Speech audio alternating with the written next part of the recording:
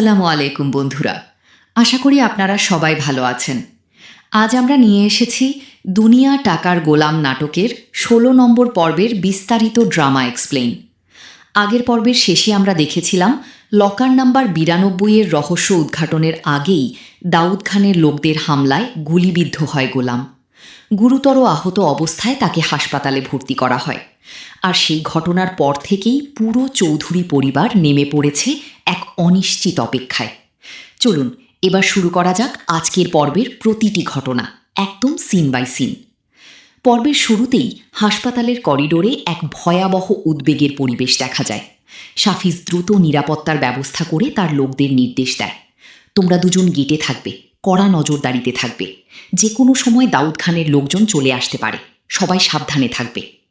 শাফিজ জানে গোলামের ওপর একবার হামলা হয়েছে, তাই হাসপাতালে থেকেও বিপদ পুরোপুরি কাটেনি। এদিকে খবর পেয়ে শেহজাদের মাও হাসপাতালে পৌঁছে যান। ফাতেমাও তখন পুরোপুরি ভেঙে পড়েছে এবং মেয়েকে নিয়ে দ্রুত হাসপাতালে পৌঁছায়। চোখে অশ্রু নিয়ে সে বারবার শাফিজকে জিজ্ঞেস করে, আমার শেহজাদ কোথায়, এখন কেমন আছে? শাফিজ তাকে শান্ত করার চেষ্টা করে। সে বলে, ম্যাডাম কান্না করবেন না, আল্লাহর উপর ভরসা রাখুন, স্যারের কিছু হবে না। কিন্তু একজন স্ত্রীর উৎকণ্ঠা কি এত সহজে থামে? ফাতেমা শুধু অপারেশন থিয়েটারের দরজার দিকেই তাকিয়ে থাকে। শেহজাদের মা ফাতেমাকে জড়িয়ে ধরে কাঁদতে কাঁদতে বলেন, বৌমা আমার শেহজাদের জন্য দোয়া করো। ফাতেমার চোখ থেকেও তখন অঝরে পানি ঝরছে। দুজনেই একই মানুষকে ফিরে পাওয়ার অপেক্ষায়। এরপর শাফিজ পুরো ঘটনাটা খুলে বলে। সে জানায় দাউদ খানের লোকেরা শেহজাদকে একটি পুরনো হোটেলের দিকে অনুসরণ করেছিল। তারা সেখানে পৌঁছে নির্মমভাবে হামলা চালায়। এই হামলায় শেহজাদের মাথায় গুরুতর আঘাত লাগে এবং পেটেও গুলি লাগে।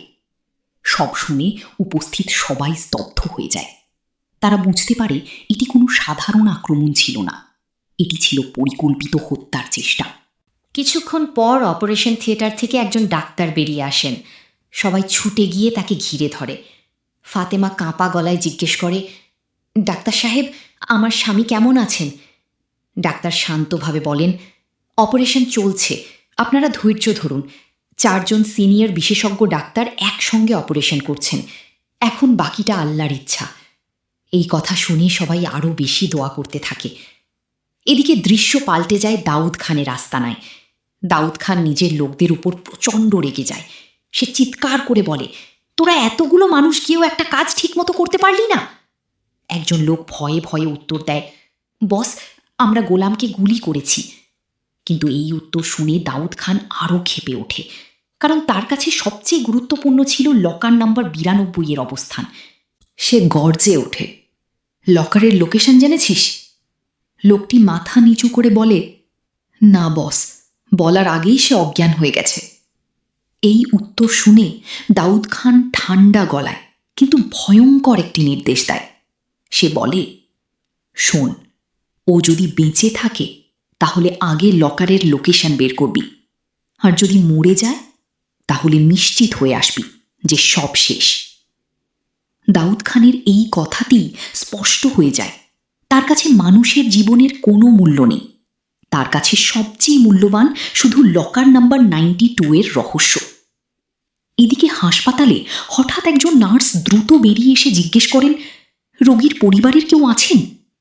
সঙ্গে সঙ্গে ঋতু দৌড়ে এসে সামনে এগিয়ে যায়।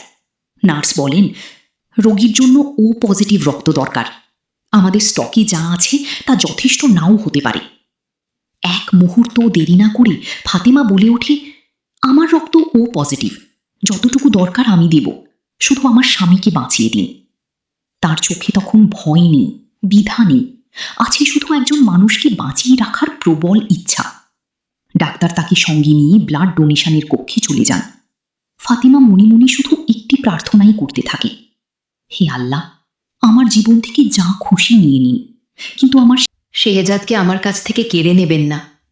হাসপাতালে সবাই যখন গোলামের জন্য প্রাণপণ লড়াই করছে, ঠিক তখনই অন্যদিকে রিশাদের বাড়িতে সম্পূর্ণ ভিন্ন এক দৃশ্য। মনির চাচা তাড়াহুড়ো করে বেগম সাহেবার কাছে এসে বলেন, বেগম সাহেবা খবর শুনছেন, গোলামের তো গুলি লাগছে। কিন্তু বেগম সাহেবার মুখে কোনো দুঃখের ছাপ দেখা যায় না। বরং তিনি ঠান্ডা গলায় বলেন, এবার ঠিকই হয়েছে, উচিত শিক্ষা হয়েছে। মনির চাচা অবাক হয়ে বলেন, আপনারা কি দেখতে যাবেন না? উনি তো আপনাদের মেয়ের জামাই। বেগম সাহেবা আরও কঠিন কণ্ঠে উত্তর দেন, গোলাম আমাদের রক্তের কেউ না। ও বাঁচলেও আমার কিছু যায় আসে না, মরলেও কিছু যায় আসে না। এই কথাগুলো শুনে মনির চাচা আর কিছু বলতে পারেন না। তিনি শুধু বুঝে যান, এই বাড়িতে এখনও গোলামের জন্য মানুষের মন জয় করা সম্ভব হয়নি। এর মাঝেই ছোট্ট শিশু শ্রেয়া কাঁদতে কাঁদতে বলে, আমি আমার মাকে খুঁজে পাচ্ছি না। রানী আম্মা স্নেহ ভরে তাকে কোলে টেনে নিয়ে বলেন, কোনো চিন্তা করিস না, আমি তোকে তোর মায়ের কাছে পৌঁছে দেব। এই ছোট্ট দৃশ্যটি পুরো পর্বের আবেগকে আরও গভীর করে তোলে। রানী আম্মা শ্রেয়াকে কোলে তুলে নেয় এবং সেখান থেকে নিয়ে চলে যায়। দীর্ঘ সময় অপেক্ষার পর অবশেষে অপারেশন থিয়েটারের দরজা খুলে যায়। ডাক্তার বাইরে এসে হাসি মুখে বলেন, রোগীর জ্ঞান ফিরেছে, এখন তিনি আশঙ্কামুক্ত। আমরা তাকে কেবিনে শিফট করেছি। এই কথা শুনে সবার মুখে যেন স্বস্তির হাসি ফিরে আসে। ফাতেমা চোখের পানি মুছে দ্রুত কেবিনের দিকে ছুটে যায়। কেবিনে ঢুকেই ঋতু আবেগে ভেঙে পড়ে। সে গোলামের হাত ধরে বলতে থাকে, তুমি আমাকে না বলে কোথায় চলে গিয়েছিলে? জানো আমি কতক্ষণ ধরে তোমার জন্য অপেক্ষা করেছি? সে আরও বলে, আমি তোমার জন্য। গোলাম ধীরে ধীরে চোখ খুলে চারদিকে তাকায়। তারপর হঠাৎ সে বলে ওঠে, মা। এই একটি শব্দ শুনেই পুরো কেবিন নিস্তব্ধ হয়ে যায়। শেহজাদের মা চোখের পানি মুছতে মুছতে কাছে এসে বলেন, বাবা, তুই আমাকে চিনতে পেরেছিস? শেহজাদ শান্তভাবে উত্তর দেয়, আমি আমার মাকে চিনতে পারবো না? এরপর সে ফাতেমার দিকে তাকিয়ে বলে, ফাতেমা, তুমি আমার স্ত্রী। সবাই বুঝতে পারে শেহজাদের বহু আগের স্মৃতি ফিরে এসেছে। এরপর সাফিজ সামনে এগিয়ে এলে শেহজাদ তাকে দেখিয়ে বলে, সাফিজ, আমার একমাত্র ব্ল্যাক হর্স। সাফিজ আনন্দে হতবাক হয়ে যায়। এতদিন পর শেহজাদ তার পরিচয়, পুরনো সম্পর্ক সব মনে করতে শুরু করেছে। সবাই মনে করতে থাকে হয়তো সব কিছু এবার ঠিক হয়ে যাবে। কিন্তু ভাগ্য তখনও আরেকটি বড় ধাক্কা লুকিয়ে রেখেছিল। এরপর পাশে দাঁড়িয়ে থাকা ঋতুকে দেখিয়ে সবাই জিজ্ঞেস করে, তাকে চিনতে পারছেন? সিজাদ অবাক হয়ে উত্তর দেয়, না, উনি কে? এই একটি উত্তর শুনেই পুরো ঘরে নেমে আসে নীরবতা। সবাই বুঝতে পারে স্মৃতি পুরোপুরি ফেরেনি। সে শুধু দুর্ঘটনার আগের জীবনটাই মনে করতে পেরেছে। গোলাম হয়ে কাটানো দিনগুলোর কোনো স্মৃতিই আর তার মনে নেই। সবচেয়ে বড় আঘাতটা পায় ঋতু। সে কাঁদতে কাঁদতে বলে, গোলাম, তুমি আমাকে চিনতে পারছো না? কিন্তু সিজাদ বিস্মিত চোখে তাকিয়ে শুধু বলে, আপনি কি? ঋতু বিশ্বাসই করতে পারে না। যে মানুষটার জন্য সে নিজের রক্ত পর্যন্ত দিয়েছে, যার জন্য বাসর ঘর সাজিয়েছে, যাকে বাঁচানোর জন্য সারা রাত কেঁদেছে, সেই মানুষটাই আজ তাকে চিনতে পারছে না। ঋতু কান্নায় ভেঙে পড়ে। ঠিক তখনই সাফিজ এগিয়ে এসে তাকে শান্ত করে। সে বলে, ম্যাডাম, প্লিজ, এখন স্যারকে কোনো মানসিক চাপ দেওয়া যাবে না।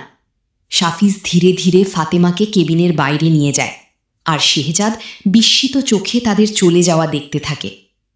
গুলির আঘাতে শেহজাদের বহু বছরের হারিয়ে যাওয়া স্মৃতি ফিরে এসেছে, কিন্তু একই সঙ্গে মুছে গেছে গোলাম হয়ে কাটানো জীবনের সমস্ত স্মৃতি। অর্থাৎ সে নিজের মা, পুরনো পরিচয় আর অতীতকে চিনতে পারলেও যে ঋতু তাকে নিঃস্বার্থভাবে ভালোবেসেছিল, সেই ভালোবাসার একটুও আর তার মনে নেই। ঋতুর জীবনে যেন আবারও নেমে আসে এক নতুন অন্ধকার। ফাতেমা কেবিনের বাইরে কান্নায় ভেঙে পড়েছে। অন্যদিকে শেহজাদ হঠাৎ চারদিকে তাকিয়ে জিজ্ঞেস করেন, মা, আমার মেয়ে কোথায়? ফাতেমা কিছুটা অবাক হয়ে বলেন, শ্রিয়া তো আপনাদের সাথেই ছিল। এক মুহূর্তেই সবার মুখের রং পাল্টে যায়। সাফিজ সঙ্গে সঙ্গে পরিস্থিতির গুরুত্ব বুঝে লোকদের নির্দেশ দেয়, পুরো হাসপাতাল তন্ন তন্ন করে খুঁজে ফেলো, সিঁড়ি, লিফট, করিডোর, কোথাও যেন বাদ না যায়। সে আরও বলে, স্যার যদি জানতে পারেন যে প্রিয়া মামুনি নিখোঁজ, তাহলে ভয়ঙ্কর পরিস্থিতি তৈরি হবে। পুরো হাসপাতালে শুরু হয়ে যায় ছোটাছুটি। অন্যদিকে দেখা গিয়েছিল এক অচেনা ব্যক্তি রানিয়াম্মা কৌশলে ছোট্ট প্রিয়াকে হাসপাতাল থেকে বের করে নিয়ে গিয়েছিল। প্রিয়া সরল মনে জিজ্ঞেস করে, আমার আম্মু কোথায়? তুমি তো বলেছিলে আম্মুর কাছে নিয়ে যাবে। লোকটি মিথ্যা আশ্বাস দিয়ে বলে, হ্যাঁ, তোমার মা বাবার কাছেই নিয়ে যাচ্ছি, একটু চুপচাপ থাকো। প্রিয়া কিছুই বুঝতে পারে না, সে কান্নাকাটি করতে থাকে। কিন্তু দর্শক বুঝে যায় এটি একটি পরিকল্পিত অপহরণ। সাফিজ ও হাসপাতালের নিরাপত্তা কর্মীরা অনেক খোঁজাখুঁজির পরও প্রিয়াকে খুঁজে পায় না। শেষ পর্যন্ত বাধ্য হয়ে তারা শেহজাদকে পুরো ঘটনাটা জানায়। শুনেই শেহজাদের চেহারা বদলে যায়। সে আর বিছানায় বসে থাকতে পারে না। রাগে উদ্বেগে বলে ওঠে, কি বলছো? আমার মেয়ে হারিয়ে গেছে? তার কণ্ঠে ফিরে আসে আগের সেই কঠোর নেতৃত্বের ছাপ। অন্যদিকে দেখা গিয়েছিল এক অচেনা ব্যক্তি রানিয়াম্মা কৌশলে ছোট্ট প্রিয়াকে হাসপাতাল থেকে বের করে নিয়ে গিয়েছিল। প্রিয়া সরল মনে জিজ্ঞেস করে, আমার আম্মু কোথায়? তুমি তো বলেছিলে আম্মুর কাছে নিয়ে যাবে। লোকটি মিথ্যা আশ্বাস দিয়ে বলে, হ্যাঁ, তোমার মা বাবার কাছেই নিয়ে যাচ্ছি, একটু চুপচাপ থাকো। প্রিয়া কিছুই বুঝতে পারে না, সে কান্নাকাটি করতে থাকে। কিন্তু দর্শক বুঝে যায় এটি একটি পরিকল্পিত অপহরণ। সাফিজ ও হাসপাতালের নিরাপত্তা কর্মীরা অনেক খোঁজাখুঁজির পরও প্রিয়াকে খুঁজে পায় না। শেষ পর্যন্ত বাধ্য হয়ে তারা শেহজাদকে পুরো ঘটনাটা জানায়। শুনেই শেহজাদের চেহারা বদলে যায়। সে আর বিছানায় বসে থাকতে পারে না। রাগে উদ্বেগে বলে ওঠে, কি বলছো? আমার মেয়ে হারিয়ে গেছে? তার কণ্ঠে ফিরে আসে আগের সেই কঠোর নেতৃত্বের ছাপ। শেহজাদ সঙ্গে সঙ্গে ফোন হাতে নেয়। আন্ডারওয়ার্ল্ডের নিজের লোকদের নির্দেশ দিয়ে বলে, আমি শেহজাদ বলছি, হাসপাতাল থেকে আমার মেয়ে হারিয়ে গেছে। সারা শহরে খুঁজে ফেলো। খুব অল্প সময়ের মধ্যে আমি আমার মেয়েকে চাই। সাফিজ বুঝতে পারে পুরনো শেহজাদ সত্যিই ফিরে এসেছে। এখন সে নিজের পরিবারকে বাঁচাতে কোনো কিছুতেই পিছিয়ে থাকবে না। এদিকে ঋতু হাসপাতাল থেকে বাড়িতে ফিরে আসে। তার বাবা উদ্বিগ্ন হয়ে জিজ্ঞেস করেন, মা, গোলাম কেমন আছে? ঋতু চোখের পানি ধরে রাখতে পারে না। সে কাঁদতে কাঁদতে বলে, গোলাম ঠিক আছে, কিন্তু সে আমাকে চিনতে পারছে না। এরপর সে বাবাকে জানায় সে নিজের হাতে বাসর ঘর সাজিয়েছিল, শাড়ি পরে সারপ্রাইজ দিতে চেয়েছিল, এমনকি নিজের হাত কেটে রক্ত দিয়ে ভালোবাসার চিঠিও লিখেছিলে, আর গোলামকে বাঁচানোর জন্য নিজের রক্তও দিয়েছে। কিন্তু সুস্থ হওয়ার পর সেই মানুষটাই তাকে অপরিচিত বলে দূরে সরিয়ে দিয়েছে। ঋতুর প্রতিটি কথায় বাবার চোখও ভিজে ওঠে।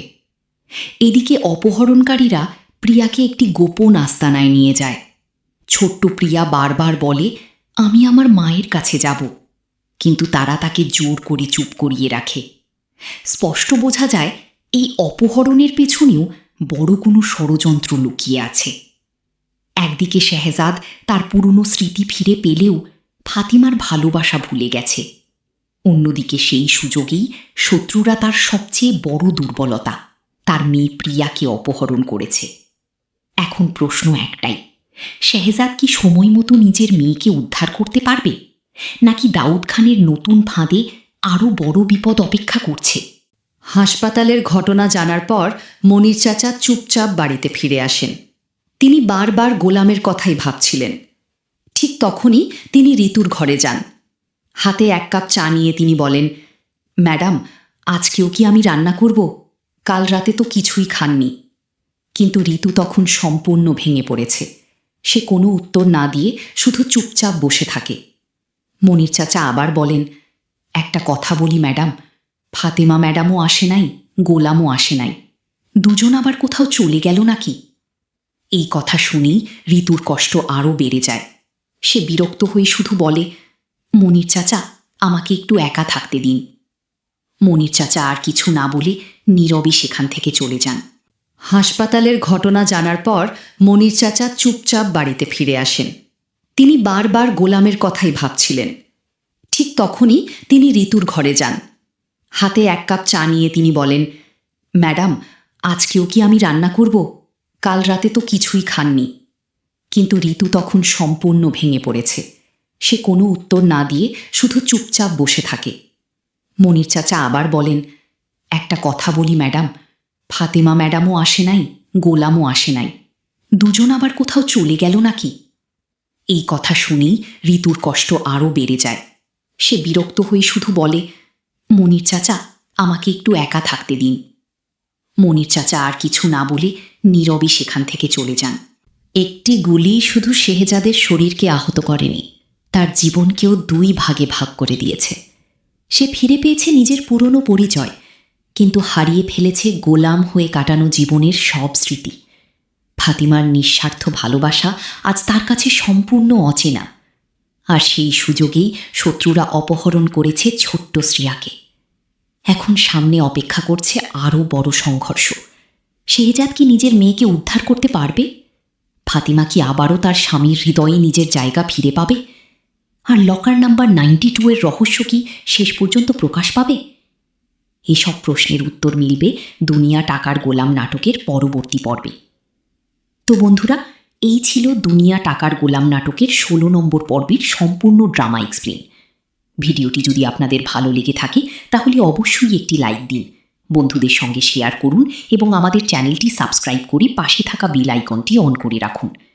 নতুন পর্বের বিস্তারিত এক্সপ্লেন নিয়ে খুব শিগগিরই আবার হাজির হব। আল্লাহ হাফিজ, দেখা হবে পরবর্তী পর্বে।